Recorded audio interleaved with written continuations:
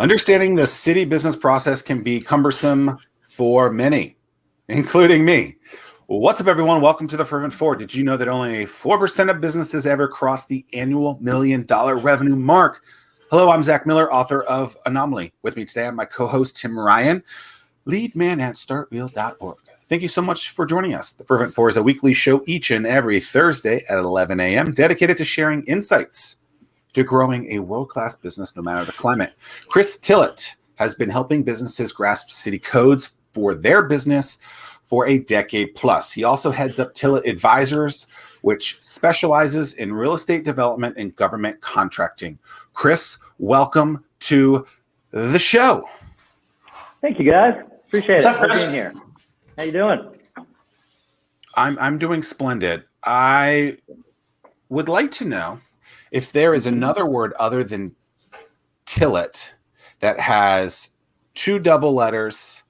So Tillet has a double L, double T. What's another word that has multiple double letters in it like that? Oh, that's a good question. Montessori, Mississippi.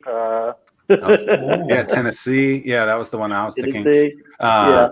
I didn't realize there was two T's in your last name. I've known you for quite some time until today. I always thought it was Tillet instead of Tillet. It's actually three T's, Zach. Three T's. Oh, money. Starts with a T, my bro.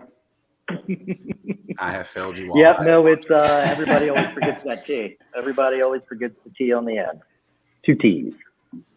Interesting. So does that become an issue because you have you have a very common first name, not common last name? How do you, I think this is actually, like, no, joking aside, I think this is a bigger probably problem than people probably give it credit for. How do you handle a name that is difficult for someone to spell in the world where everything is done by typing or saying something out loud, where they have to actually like type Tillet? It used to bother me a little bit more, but over the years, since I'm used to people forgetting that last T, it doesn't really bother me. But sometimes I'll go to the whole military lingo when Tillet, T is in tango, and so on and so forth, and two L's, two T's.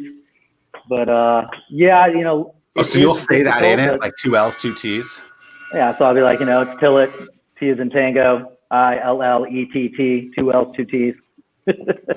Were you in the military? No, sir, I was not, but I have come up with lots of different T's and Tom, and sometimes people hard it. So I'm like, you know what? I guess maybe the military, they do it for a reason. So let's roll with that. Interesting. So for me, obviously, a lot of people spell my name Zack, and I'm like, it's not Zack. And so I'll say things like that. Obviously, from an email perspective, we just have ghost or alias accounts where, if someone does type my name wrong, it will come to me, but I'll see that they spelled my name wrong. So with something like TilletAdvisors.com, did you also buy Tillet1T.com just so that if people messed up? I did not. That is a good idea. Yeah. Because Google does that. Yeah. Every way that you can spell Google, they own it, and it auto directs to Google. Oh, that's smart. Because Tim, do you ever have an issue with this, Tim? You have a very common. You do. Well, yeah, people call me Ryan all the time. Spell check will change Tim to Time. Okay. But it all comes down to, at least for me, especially, it's just attention to detail. And it's like, how much do you really care about the person that you're talking to or meeting for the first time? And nobody likes it when you mess up their name. Well, I'll stop texting you then, Tim, because I know that one word per text to you is always messed up. But my phone autocorrects to the weirdest things. Oh, yeah. And but when you have a relationship with somebody, that's one thing. But when you're reaching out for the first time, or you're not bros, then that's a whole different story. Interesting. So we're kind of on the topic of just like name, brand, things like that. Something I think you're really have done a grand job at, Chris, over the years is just establishing and continuing a network. I met you through one of my favorite people in the entire world, Larry Lombardi, who's the economic development down in Currituck, North Carolina. And he just, if I remember, he just brought you by one day. And then what's interesting, he brought you by Hatch like one random day in like 2013 or something. But then you kind of reciprocated that a couple years later and brought one of my other favorite people in the world, Desmond Varner, in with you, which was really interesting. And so I've been directly involved within our entrepreneurial community for years. And the most common question I get is, Tim, I want to get involved, but I don't know what events I should attend.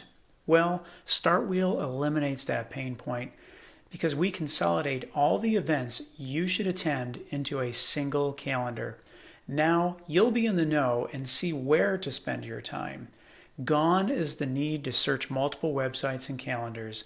Just head to startwheel.org and see for yourself. That's startwheel.org.